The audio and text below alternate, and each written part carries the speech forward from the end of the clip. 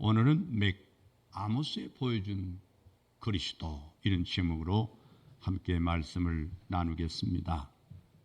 아모스는 북쪽 이스라엘을 위해서 세움을 받은 선지자였습니다. 1장 1절 보면 그가 활동한 시기를 유다왕 우시아의 시대, 곧 이스라엘 왕 요아스의 아들 여로보암의 시대라고 밝히고 있습니다. 그렇다면 이 시기는 남북 왕조의 융성기라고 할 수 있습니다. 남쪽 유다 왕 우시아는 블레셋, 에돔, 그리고 암몬 등을 다 정복했습니다.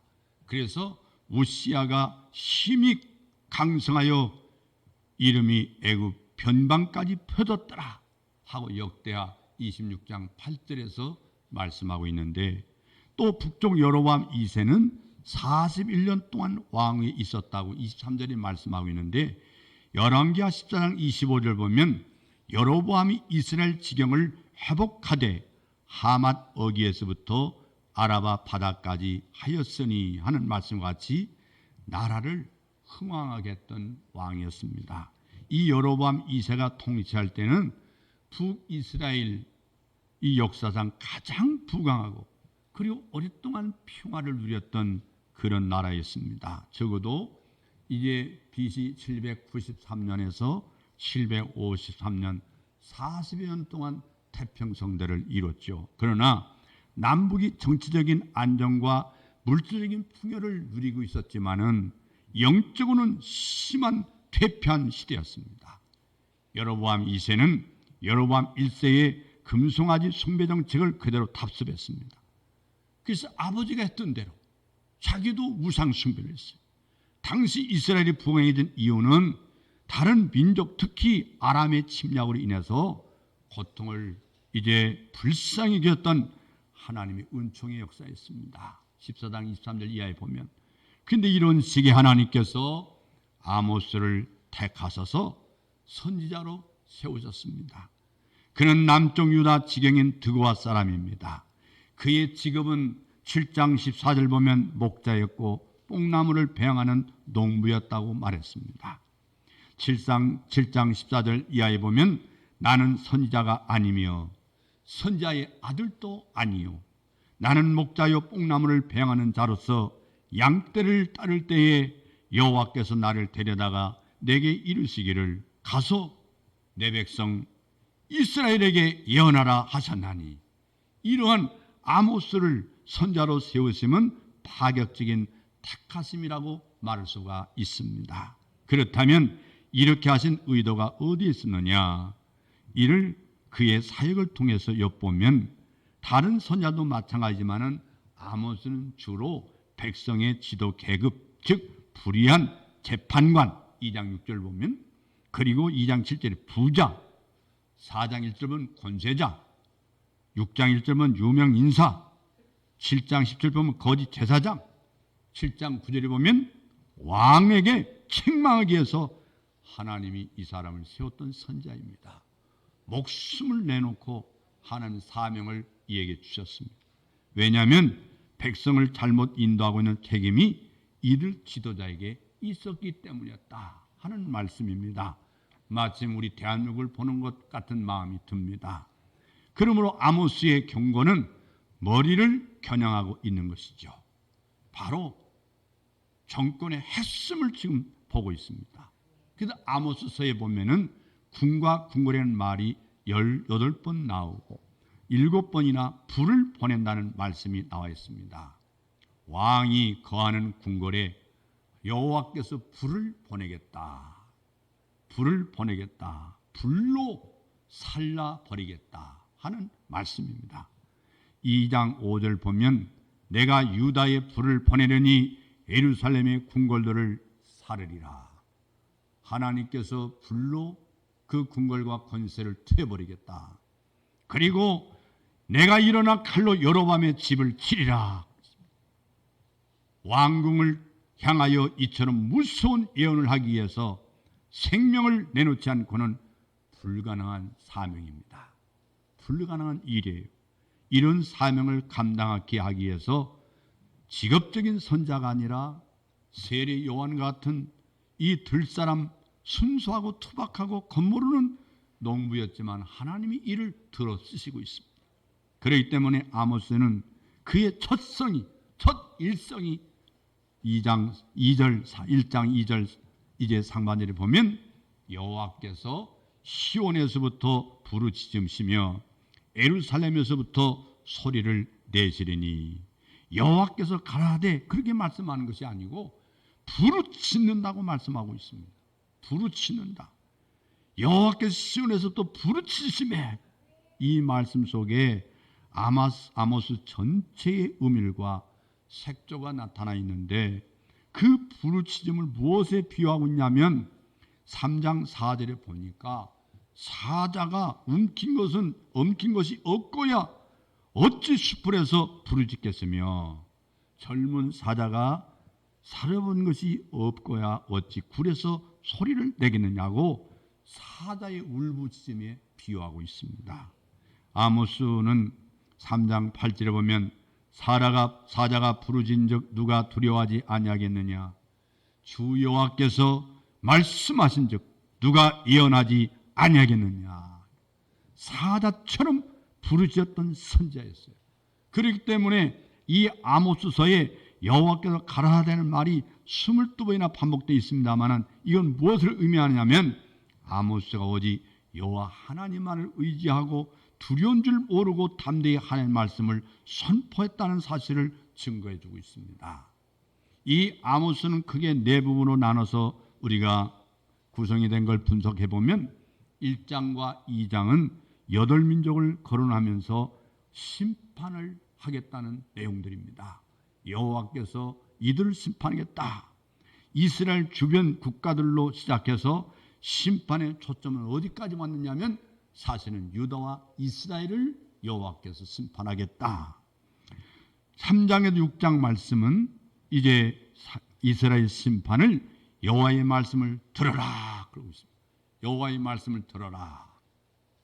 그러므로 이 심판 이스라엘은 구도로 4번이나 걸쳐서 선언하고 있습니다. 그러므로 여호와의 말씀을 들으라, 회개하라 그 말이죠. 세 번째는 7장부터 9장 10절까지인데 하나님이 어떻게 심판하겠느냐.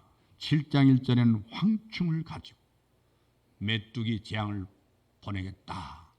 7장 4절에는 불을 보내겠다. 전쟁입니다. 불. 그 다음에 7장 7절에 다림줄, 여호와의 심판이 말합니다. 8장 1절에 여름 실과, 하나님께서 흉년을 들게 하겠다. 그 다음에 곁에 서신 하나님, 9장 1절 5가지 환상을 보여주면서 하나님께서 이스라엘과 유다에게 경고하고 있습니다. 특히 9장 11절에서 15절 말씀 보면 이스라엘에 대한 회복의 말씀입니다. 비록 5절에 불과한 짧은 문단이지만 아모스서의 중심점이 여기에 있다고 볼 수 있습니다. 이전의 내용들은 사람들이 행한 일에 대한 결과로 여호와께서 심판하겠다 하는 이런 무서운 내용이라면, 이 말씀은 내가 하고 여호와 하나님께서 주권적으로 행해 주시겠다고 약속하시는 회복의 말씀이 있습니다. 그래서 아모스서를 상관을 하면 점점 가까워지는 심판의 발자국 소리를 듣게 됩니다. 저 멀리 다메섹으로부터 1장 3절에 보니까 들려오기 시작한 심판자의 발자국 소리가 이제 1장 6절 보면 가사와 1장 9절에 두로와 1장 11절에 에돔과 1장 13절에 암몬과 2장 1절에 모압에 점점점 가까이 다가오고 있습니다. 이것은 이스라엘의 주변 국가들인데 이들에게 물으시는 죄목들은 직접적이든 간접적이든 하나님의 백성에게 강포를 행한 죄입니다. 하나님께서 유다 백성과 이스라엘을 하나님 심판하는데 하나님께도 그들을 들어서 사용했지만 하나님 백성들을 괴롭힌 데들 내가 심판하겠다. 하나님께서 말씀한 것이죠. 하나님은 이를 잊지 않으시고 행한 대로 보응하신다고 말씀했습니다. 왜냐하면 하나님의 백성을 괴롭힌 죄가 곧 하나님께서 이뤄나가시는 하나님 나라 건설을 대적하는 것이기 때문에 그렇습니다. 이제 심판자의 발국 소리는 바로 옆에 2장 4절 보면 유다에 이르기까지 2장 4절에 내가 그 벌을 돌이키지 아니하리니 이는 그들이 여호와의 율법을 멸시하며 그 율례를 지키지 아니하고 그의 조상들이 따라가던 거짓 것에 미혹되었다고 말씀하고 있습니다. 심판의 이유에 대해서 심판을 선언하고 있습니다. 유다의 죄는 크게 두 가지입니다. 첫째는 여호와의 율법을 멸시했다. 여호와의 말씀을 거부한 죄. 두 번째는 거짓 것에 미혹되어 오히려 하나님을 버리고 우상을 숭배했다는 죄. 이 죄를 하나님이 물으시겠다 그 말입니다. 앞서 심판을 선고한 6 이방 나라들에는 묻지 않았습니다. 묻지 않았어요. 그들의 죄목을 묻지 않았어요. 왜냐? 그들에게는 여호와의 율법이 없기 때문에, 여호와의 율례가 없기 때문에 묻지를 않았습니다. 그런데 요한복음 4장 22절 보면 이는 구원이 유대인에게서 남이니라. 구원이 유대인에게서 남이니라. 이걸 이루기 위해서 선택받은 선민에게만 주셨던 이 율법에 대해서 하나님이 묻고 있습니다. 내가 너에게 율법을 주었더냐? 이 구별된 법이 율법이에요. 드디어 심판자의 발이 2장 6절 보면 이스라엘 위에 떨어지고 맙니다. 이스라엘 위에. 그래서 성경이 이러한 순서로 말씀하고 있는 것은 결코 무심한 일이 아닙니다. 하나님의 백성이 되었다는 영광스러움에는 더 엄격한 윤리적인 책임이 요구되고 있다는 사실을 깨달아야 합니다. 내가 바로 나의 백성이고 내가 너를 선택했고 너는 내 것이다. 내가 너에게 윤리를 줬다느냐. 내가 특별히 선발하여 너에게 준 율법에 대해서 내가 반드시 국문하겠다. 내가 반드시 너의 행한 대로 갚아주겠다. 이게 무서운 심판의 말씀입니다. 그래서 3장 2절에 보면 내가 와 땅의 모든 족속 중에 너희만 알았나니 이 말씀을 깊이 알아들어야 됩니다. 그러므로 내가 너희 모든 죄악을 너에게 보응하리라. 우리가 하나님의 은혜로 구원받은 이 사실에 대한 구원의 기쁨이 없고 구원의 확신이 없으면 하나님의 은총이 바로 진주를 돼지에게 걸어놓은 거나 마찬가지. 그러나 하나님은 반드시 심판하겠다. 이 말씀을 하고 있습니다. 이 말씀은 왜냐하면 그러므로 강조하고 있습니다마는 아모스 선지자는 이스라엘 죄를 책망하되 먼저 원인을 먼저 제시합니다. 너희 죄를 국문하는 원인이 있다. 그 다음 결과를 선언하는데 왜냐하면 원인입니다. 그러므로 결과입니다. 그래서 이 룰을 이 틀을 유지하고 있는 것이 바로 아모스입니다. 그러므로가 4번이나 반복하고 있습니다. 첫 번째 그러므로는 3장 11절에 나옵니다. 그러므로 내 궁궐을 약탈하리라. 왜냐하면 그 궁궐에서 포악한 겁탈이 자행되고 있었다는 거예요. 3장 10절 보면 겁탈이 있었다. 하나님께서 그 궁궐을 하나님께서 불을 보내서 심판한다는 얘기 있습니다. 두 번째 그러므로는 4장 12절에 나오는데 그러므로 이스라엘아 내가 이것을 내게 행하리니 이스라엘아 내 하나님 만나기를 준비하라. 회개하는 말씀인데 은총과 결부된 말씀이 아니라 심판받을 각오를 해라 하는 엄숙한 선거의 말씀입니다. 그렇기 때문에 그야말로 살아계신 하나님 손에 빠져들어가는 것이 무서울진저 히브리서 기자가 히브리서 10장 31절에 말씀한 같이 우리가 하나님 손에 빠져나가는 것이 무서울진저 하나님의 심판을 두려워라 그 말이에요. 왜냐하면 바로 4장 1절로 3절 보면 바산의 암소들처럼 살찌고 강한 자들이 약하고 궁핍한 자를 압제한 까닭 베델에 세워놓은 금송아지 우상을 숭배한 까닭이라고 4장 4절 이하에서 말씀하고 있어요. 하나님 그래서 심판하겠다.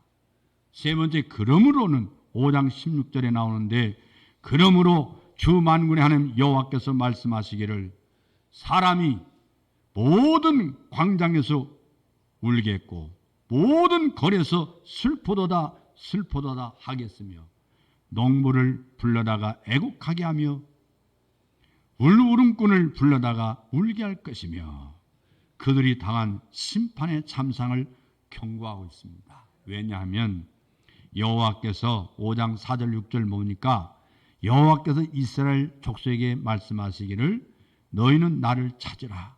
그리하면 살리라. 베델을 찾지 말며, 베델이 뭡니까? 베델이 금송아지 우상을 생겨났거든요. 베델을 찾지 말고 너희는 여호와를 찾으라. 그리하면 살리라.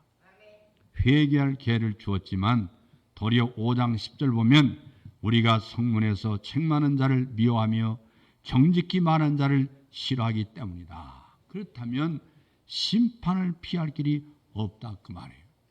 네 번째는 그러므로는 6장 7절 말씀에 그러므로 저희가 이제는 사로잡힌 자 중에 앞서 사로잡히냐고 지도자들이 먼저 포로가 될 것을 경고하고 있습니다. 먼저 왕으로부터 지도자들을 포로가 되게 할 것이다. 많은 이제 우리나라로 말하면 대통령실에서 국무위원 장관들뿐 아니라 그리고 모든 국회의원들 모든 지도자들 다 포로로 끌고 갈 것이다. 포로로. 왜냐하면 여호와의 경고를 무시했습니다. 뭐라고 했냐? 흉한 날이 멀다하여. 무슨 소리야? 이렇게 세상이 좋아졌는데 이렇게 세계의 10대 강대국이 돼서 이렇게 경제적으로 잘 먹고 잘 사는데 많은 사람이 넋두리하고 있는 것이죠. 지금 여러분들을 기억해야 됩니다. 그래서 포악한 자리로 가까워지게 하고 상에 누우며 아주 상아 뼈로 만든 아주 고급스러운 침대에 뒹굴뒹굴 누우면서 침실에서 기지개 켜며 게으르고 나태하고 먹고 즐기는 전 로마 시대의 마음과 똑같습니다. 비파 소리에 맞춰 노래를 지절거리며 6장 2절로 5절 말씀인데 여러분 우리가 요새 TV를 보면서 이제 코로나 때문에 여러분 TV조선에서 나오는 우리가 옛날 노래가 얼마나 좋습니까? 좋죠? 앉아서 듣고 앉아서 좋죠? 저는 한 가지 깨달아야 됩니다. 그건 로마에서 배웠던 정치법입니다. 백성을 다루는 법입니다. 백성을 먹고 즐기고 쾌락을 즐기고 살아라. 정치는 우리가 한다. 이게 바로 로마 시대 때 나라가 망했던 수법이었습니다. 깨달아야 됩니다. 배운 사람은 벌써 보는 눈이 다릅니다. 생각이 달라요. 역사를 알고 있기 때문에. 여러분 아모스 4장에서 5번이나 바로 너희가 내게로 돌아오지 아니했느니라. 이렇게 하나님이 경고했음에도 불구하고 돌아오지 않았다 그 말입니다. 회개하지 않았다. 저들이 돌아오기를 하나님께서 얼마나 원하셨습니까? 얼마나 오래 참으셨습니까?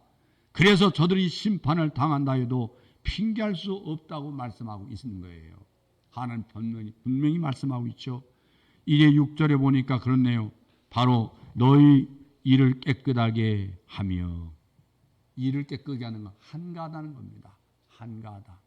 일을 깨끗하게 하며 너희를 각 톳에서 양식이 떨어지게 하였으나, 바로 흉년 들어서 먹을 것이 없어가지고 이도 깨끗해요.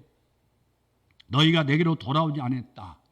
하나님께서 황충을 가지고 흉년 들게 했어도 돌아오지 않았습니다. 회개하지 않았습니다. 7절로 8절을 보면 내가 너에게 비를 멈추게 하여 가뭄이 들었습니다. 마시게 못하였으나 너희가 내게로 돌아오지 아니했다. 바로 가뭄이 들었는데도 회개하지 않았다 하는 것. 세 번째, 내가 곡식을 마르게 하는 풍제, 태풍, 이 재앙과 깐부기 재앙으로 너를 쳤으나 농사가 되는 일이 없어요. 다 여러분 깐부기 아시죠? 우리 어렸을 때 뭣도 모르고 먹을 것이 없는 군생활 때 그걸 우리는 뽑아서 빨아먹었습니다. 지금 생각하니까 벌레 먹은 거 다 빨아먹고 앉았던 거예요. 지금 누가 그거 깐부기 든 걸 시커먼 걸 빨아다가 먹는 아이가 있습니까? 그래서 곡식들이 이제 열매가 맺혀 있는 것이 없단 말이에요. 다 깐부기가 들어서 깐부기에 거기에다 태풍이 불죠. 그 다음에 바람 불죠. 그래서 다 쓰러지고 넘어지고 사람이 먹을 것이 없도록 만드는데도 회개하지 않았다 하는 거고, 그 다음에 내가 너희 중에 전염병 보내기를 애굽에서 한 것처럼 하였으나 너희가 내게로 돌아오지 않았다고 10절에 말씀하고 있어요. 지금 코로나 바이러스 때문에 이 바이러스가 문제가 아니에요. 사실은 여러분 바이러스가 문제가 아니요. 바이러스가 계속 생길 겁니다. 근데 하나님 앞에 회개하지 않는다. 그 다음에 11절 보면 내가 너희 중에 성읍 무너뜨리기를 하나님이 내가 소돔과 고모라를 무너뜨린 같이 하였으나 전쟁이 일어나고 지진이 일어났습니다. 전쟁이 일어나고 지진이 일어났어요. 그렇지만 너희가 내게로 돌아오지 않았다. 그래서 그러므로 이스라엘아 4장 12절에 내가 이와 같이 내게 행하리라. 내가 이것을 내게 행하리니 이스라엘아 내 하나님 만나기를 준비하라. 회개하던 너희들 내가 너를 직면할 것이다. 하나님 심판한다 그 말입니다. 너희들에게 가까이 여호와 앞에 가까이 드는 걸 두려워라고 했지 않습니까? 여호와의 말씀에 가까이 들어가는 걸 두려워하라. 무서워해라. 근데 이 사람들이 무서워하지 않아요. 여러분 오늘날 최고 무서운 신자가 하나님 무서워하지 않는 목사나 신자입니다. 하나님이 두렵지 않으면 그건 이미 끝난 겁니다. 하나님이 두렵지 않은 이 신앙의 양심은 이미 죽은 겁니다. 그러나 옛날의 성도들은 어땠습니까? 하나님 두려워했어요. 하나님 두려워했어요. 우리가 옛날에는 주일 한 번 안 지켜도 갑자기 벼락 떨어진 줄 알고 무서워했는데 요새는 주일 빼먹는 건 그냥 꽃감 빼먹듯이 아무렇지 않습니다. 간책도 없고 양심도 없고 그게 신앙이 없는 거예요. 사실은 교회만 나오는 거지 예수가 없는 사람이에요. 예수가 없는 사람 마음이 어떻게 신앙이 있다고 할 수 있습니까? 내 속에 예수님 계시면 두렵잖아요. 무서워요. 하나님 언제 한번 중간결산할지 모르는 거예요. 하나님 언제 나를 중간결산하자. 물질로 칠는지 건강으로 칠는지 무엇을 칠는지 몰라. 우리는 정말 하나님 앞에서 하나님과의 은총을 깨달았다면 이 하나님과의 관계가 얼마나 값비싼 대가를 치르고 너를 내가 택했다는 하나님의 음성을 들어야만 축복입니다. 이런 역사가 있기를 주의 이름으로 축원합니다. 이런 축복이 있기를 주의 이름으로 축원합니다. 여러분 주의 음성이 들려져야 돼요. 하나님 음성이 들려지는 것이 바로 우리가 복받는 비결인 걸 믿으시기를 바랍니다. 그래서 아모스 선지자가 백성들에게 요구하는 것은 공법과 정의를 말할 수 있습니다. 정의를 쓴 수구로 바꿔서 공의를 땅에 던지는 자들아 5장 7절에 말씀하고 있어요. 그래서 오직 정의를 물같이 공의를 마르지 않는 강같이 흐르게 할지어다 5장 24절에 말씀하고 있어요. 여호와의 말씀을 두려워하는 자가 되라 그 말이에요. 6장 12절에 그랬잖아요. 그런데 너희는 정의를 쓸개로 바꾸며 공의의 열매를 쓴 수구로 바꾸며 통탄하고 있어요. 하나님이 통곡하고 있는 거예요. 이런 통찰력이 필요합니다. 공법과 정의란 말은 사회 정의라는 개념으로 생각하는 경향이 있는데 그것만 말하는 게 아니에요. 대모대가 항상 이걸 저도 대학교 다닐 때 이걸 그때는 몰랐어요.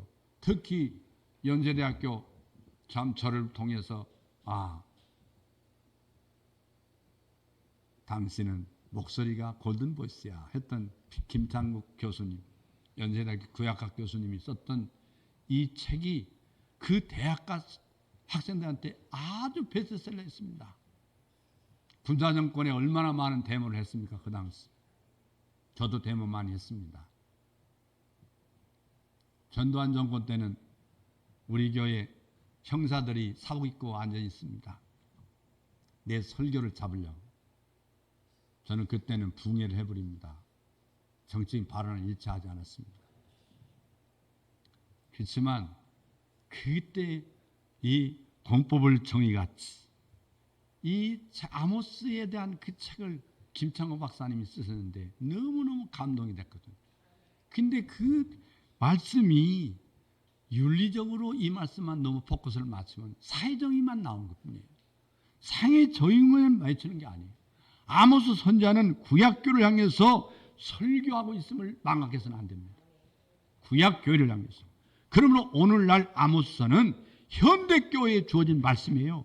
하나님께서는 철학자들이 꿈꾸는 이상국가를 건설하는 것이 아니고 공법과 정의가 시행된 나라가 어느 나라입니까? 여호와 하나님의 나라입니다. 여호와 하나님이 통치하는 나라를 말하는 거예요.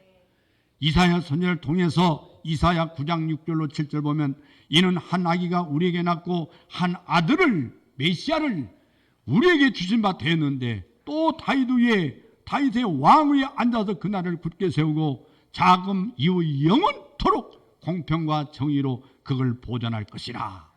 만군의 여호와의 열심히 이를 이루시리라. 할렐루야. 에레미야 선자도 말씀하고 있어요. 에레미야 23장 5절을 보면 나 여호와가 말하노라. 말씀을 잘 들어야 돼요. 나 여호와가 말하노라. 때가 이르니 내가 다윗에게 한 의로운 가지를 일으킬 것이라. 그가 누굽니까? 예수 그리스도를 메시아를 준비한다면 그가 왕이 되어 지혜롭게 행사하며 세상에서 공법과 정의를 행할 것이며. 여러분, 주님의 십자가의 대속에 이 공법 앞에 정의 앞에 하나님께서 그 정의를 바로 이룰 자는 하나님 보내신 하나님 준비하신 어린 양 예수를 말씀하고 있습니다.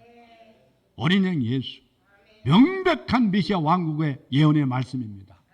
그래서 하나님께서 땅의 모든 족속 가운데 너희만을 알았다. 3장 2절 말씀. 우리 다 같이 이 말씀 한번 반복해 보겠습니다.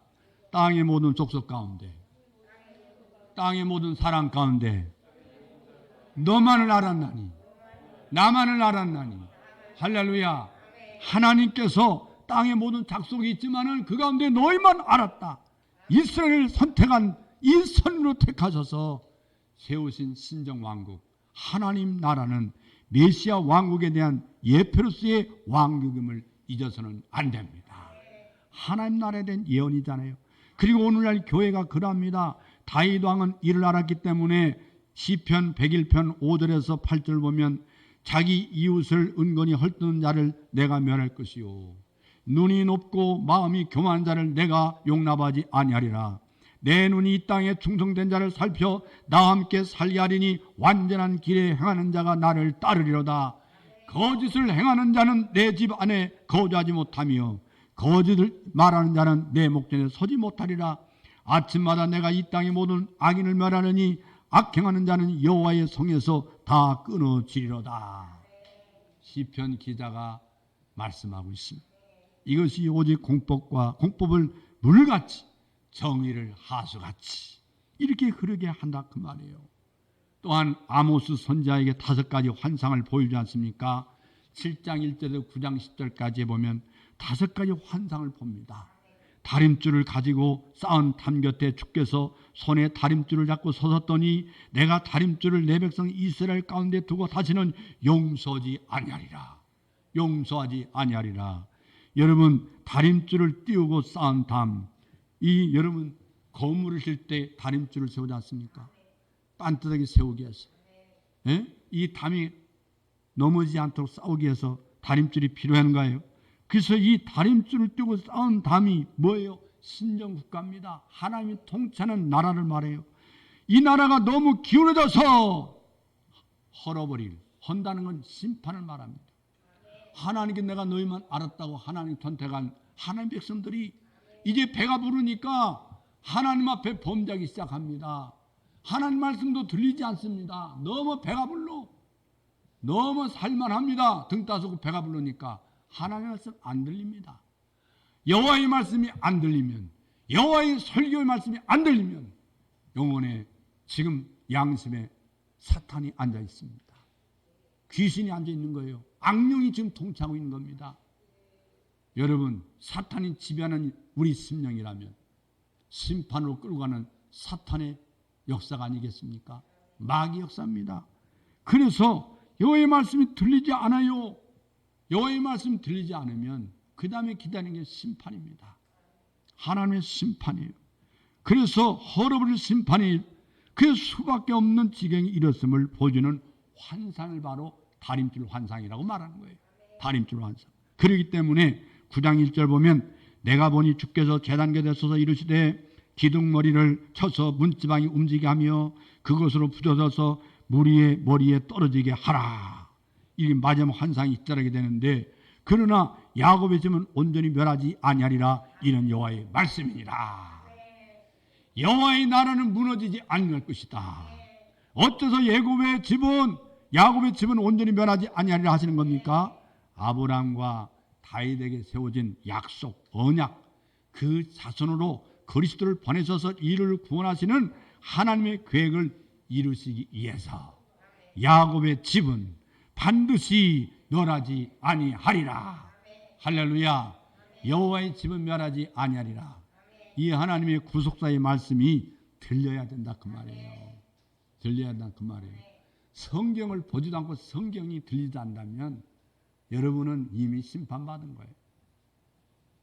이 말씀을 강조하는 이유가 있어요.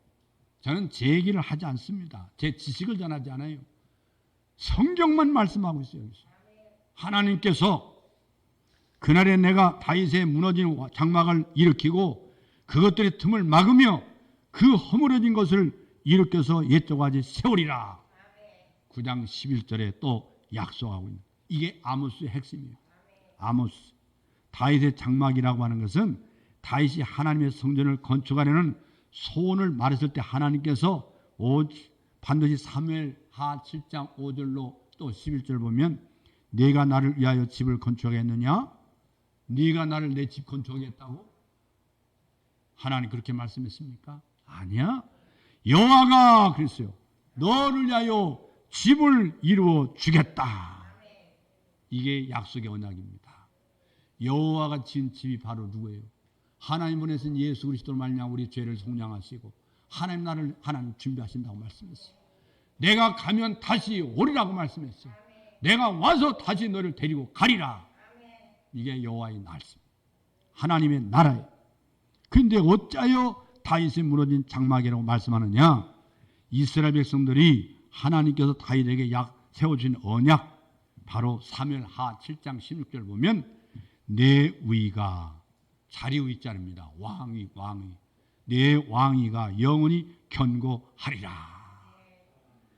이 베델의 우상을 바로 쫓았기 때문인데 이 사람들이 뭐예요? 사실 메시아 언약을 보고 이렇게 베델의 우상을 쫓았기 때문이지만은요. 그래서 심판받아 멸망을 당하게 되므로 마치 무너진 장막이 되었지만은 하나님은 내가 다시 일으키고 세우리라 그 말씀이었어요. 너희들의 죄 때문에 내가 무너뜨렸지만 다시 일으키리라. 영원히 무너지지 아니하리라. 1차적으로 이스라엘 백성들이 포로에서 귀환하게 될 것을 가르치지만은 누가복음 1장 31절 이해 보면 궁극적인 성취의 말씀이 나와 있어요. 보라, 네가 수태하여 아들 낳으리니. 누구에게 말하는 말씀이에요? 마리아에게 말씀하고 있어요. 그 이름을 예수라 하라. 저가 큰 자가 되고 지극히 높으시니 아들이라 일컬을 것이요. 주 하나님께서 그 조상 다윗의 의를 저에게 주리니 영원히 애굽의 집에 왕노릇 하실 것이며 그 나라가 무궁하리라. 이게 주님의 약속의 말씀이에요. 누가복음 말씀. 여러분 이 말씀이 반드시 성취될 걸 믿습니까? 할렐루야.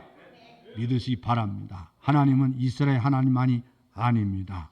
그렇기 때문에 인류의 소망이 여기에 있습니다. 인류의 소망. 그래서 인간의 행위는 언제나 하나님 계획하심에 무너지지만은 왜? 인간이 바로 항상 우리는 가변성이 있습니다. 은혜를 받았지만 하루도 못 가고 결국은 우리가 하나님 결심했지만 하루를 못 가고 무너지지 않습니까? 인간은 가변성이 있어 무너지는 그 가변성은 우리와 원죄의 부패성이 아직도 남아있기 때문에 그렇습니다. 내 몸에 용서는 받았지만 우리 속에 죄성이 아직 남아있단 말이에요. 죄는 용서받았지만 죄성이 남아있어요. 또 죄를 진단 말이에요. 또 죄를 져요. 그래 우리 자신이 얼마나 연약한 거예요. 얼마나 연약해요. 하나님은 이스라엘만의 하나님이 아니란 말이에요. 인간의 행위는 언제나 하나님 계획을 무너지게 하지만 하나님은 오늘 또 일으키시는 하나님입니다. 일으켜 세우시는 하나님입니다. 할렐루야. 이것이 하나님 나라 회복이라는 사실을 믿으시기 바랍니다. 하나님 나라 회복. 9장 14절 말씀 보면 내가 내 백성 이스라엘이 사로잡힌 것을 돌이키리니 그들이 황폐한 성읍을 건축하여 거주하며 포도원들을 가꾸고 그 포도주를 마시며 과원들을 만들고 그 열매를 먹으리라.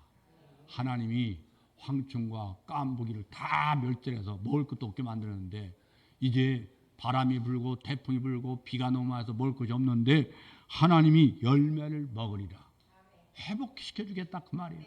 다시 회복시키겠다. 이건 복음으로 줄 풍성한 은혜를 말씀하고 있습니다. 복음을 통해서 일으켜 주시겠다. 결론을 말씀드립니다. 아모스서는요 분명히 이렇게 말씀하고 있잖아요. 내가 그들을 그들 땅에 심으리니 그들이 내가 준 땅에서 다시 뽑히지 아니하리라. 내 하나님 여호와의 말씀이니라. 시편에서도 시편 92편 13절에 보면 여호와의 집에 심겼으며 우리 하나님 뜰 안에서 번성하리로다. 번성하리로다. 다시 뽑히지 아니하리라 하셨는데 언제까지 말입니까? 영원토록.